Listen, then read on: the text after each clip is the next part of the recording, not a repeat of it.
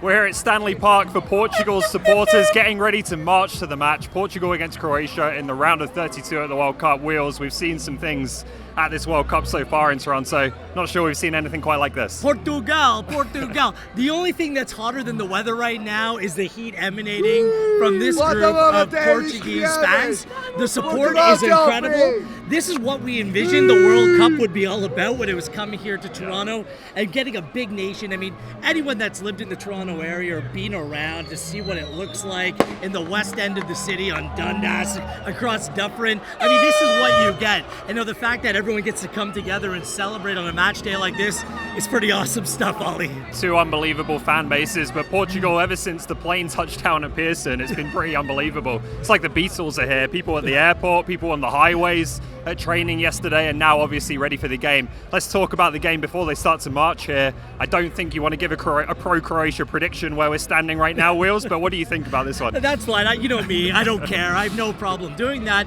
And Croatia is a team that you can never underestimate. Yeah. Perennially in big tournaments, they show up for the big moments and come away with big results, whether it's beating Brazil in the last World Cup on their way to the Final Four.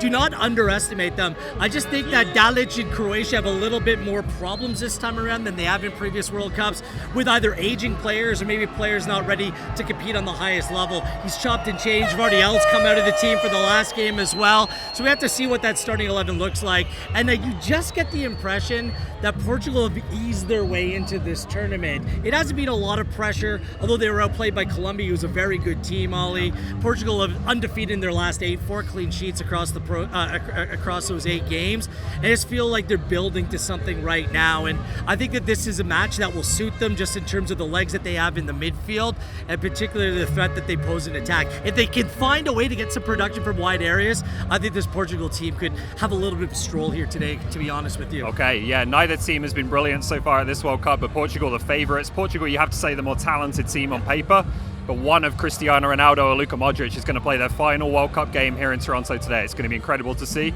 We're going to march to the match with the fans now.